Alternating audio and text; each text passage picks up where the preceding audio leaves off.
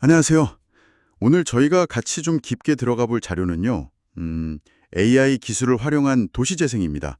특히 비어있는 공간들, 이걸 어떻게 되살릴지에 대한 이야기예요. 네, 안녕하세요. 원도심 공동화 문제 같은 좀 큰 얘기부터 시작해서요. 폐교나 폐가를 AI 명화 미술관으로 바꾸자.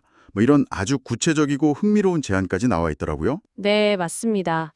이게 정말 그냥 넘길 문제가 아닌 게 자료에서도 지적하듯이 전국적으로 폐교, 폐가가 늘어나면서요. 이게 방치되니까 범죄 발생 우려도 있고 도시 미관도 해치고 관리 비용도 계속 들잖아요. 그렇죠. 골칫거리죠. 네.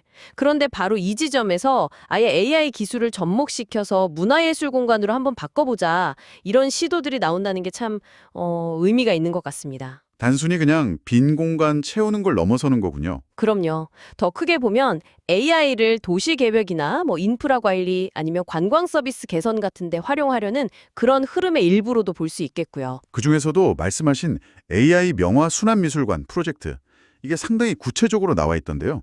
버려진 공간을 활용해서 AI 도선트, 이게 맞춤 해설을 해주는 거죠. 네, 맞아요. 관람객 수준이나 관심사에 맞춰서요.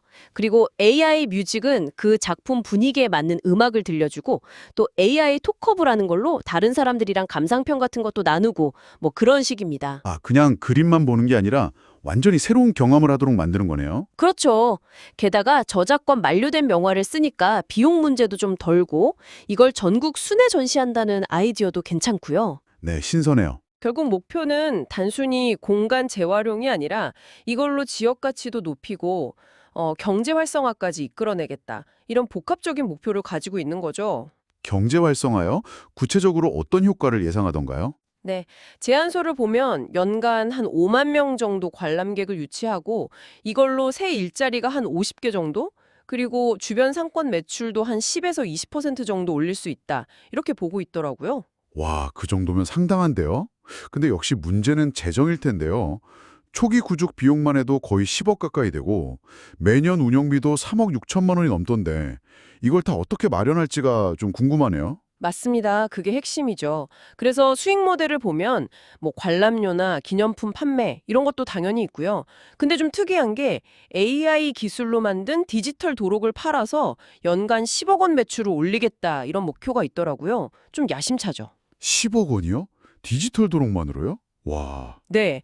그 외에도 기업 스폰서십이나 광고 협찬 같은 걸로 연간 한 1억 5천만 원 정도 수익을 기대하고 있고요.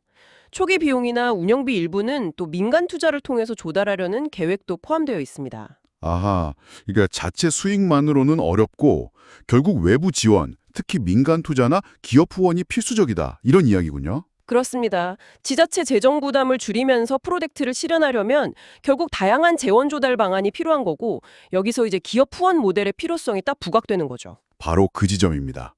오늘 저희가 특히 좀 파고들고 싶은 부분인데요. 기업들이 왜 이런 데 돈을 써야 하는가? 그냥 좋은 일 한다. 이거 말고 기업 입장에서 실질적으로 얻는 가치가 뭘까요? 당연히 있습니다.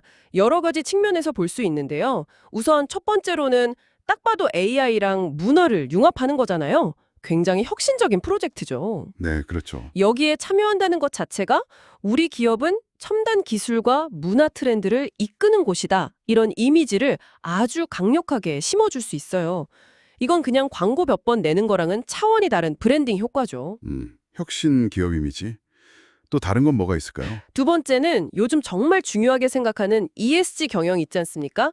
환경, 사회, 지배구조. 아, ESG요? 네네. 폐교나 폐가 같은 이런 사회 문제를 해결하고 지역사회를 활성화시키는 데 기여하는 거니까요. 이건 아주 좋은 ESG 활동 사례가 되는 거죠. 투자자들이나 소비자들한테 우리 기업은 이런 사회적 가치도 중요하게 생각한다라는 긍정적인 신호를 확실하게 줄 수 있습니다. 그렇군요.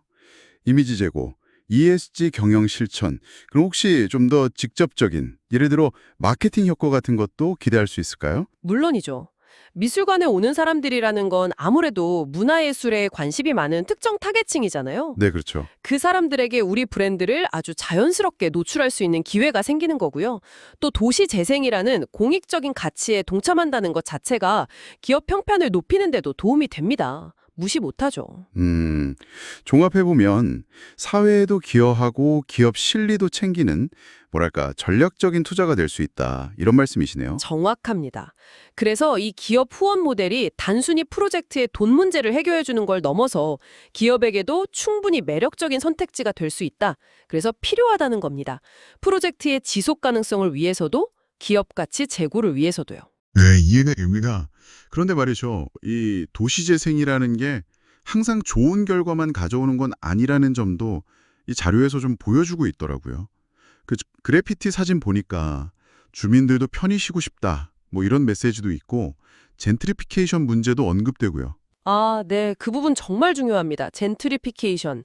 그러니까 낙후됐던 지역이 막 활성화되면서 임대료가 확 올라버리니까 원래 거기 살던 분들이나 작은 가게들이 밀려나는 현상이죠. 네, 맞아요. 이게 도시 재생의 좀 어두운 단면이라고 할 수 있는데요. 특히 우리나라에서는 이런 상업 젠트리피케이션이 너무 빠르게 진행되면서 그 지역만의 고유한 매력이나 정체성이 사라져버리는 경우도 많아서 안타깝죠. 그럼 이런 AI 미술관 같은 프로젝트를 할 때도 그런 부분을 조심해야겠네요. 당연합니다. AI 기술로 효율성을 높이고 멋지게 만드는 것도 좋은데요. 그 과정에서 원래 그 자리에 있던 공동체와 어떻게 같이 갈 것인가, 이 고민이 반드시 동반되어야 합니다. 이 제안서에도 리스크 관리 방안이 있긴 하던데요. 실제 운영 단계에서는 훨씬 더 세심하게 접근하고 계속 소통해야 할 거예요. 기술 발전과 공동체 포용, 이 사이에서 균형을 잘 잡는 게 정말 중요하죠. 네. 오늘 저희가 살펴본 자료들 참 흥미로웠습니다.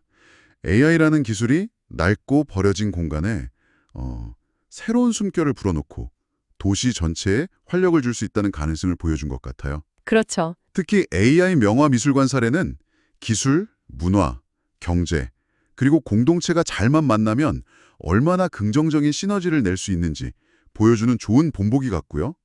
여기에 또 기업의 참여가 잘 이루어진다면 프로젝트의 지속성은 물론이고 기업 가치도 함께 높이는 그런 선순환 구조도 만들어 볼 수 있겠다 싶네요. 우리 좋아 보여도 그 과정에서 누구도 소외되지 않고 원래 했던 장소의 의미를 존중하면서 나아갈 때 그때 정말 의미가 있는 거겠죠. 기술이 주도하는 빠른 변화 속에서 어떻게 하면 좀 더 포용적인 도시를 만들 수 있을까? 계속 고민해야 할 문제 같습니다. 네, 그래서 마지막으로 이런 질문을 한번 던져보고 싶습니다. 기술 발전과 공동체 포용 사이의 균형. 만약 당신이라면 이 새로운 변화의 흐름 속에서 어떤 균형점을 찾아 나가시겠습니까? 이 질문을 오늘 저희 이야기의 마지막 화두로 남기면서 마무리하겠습니다.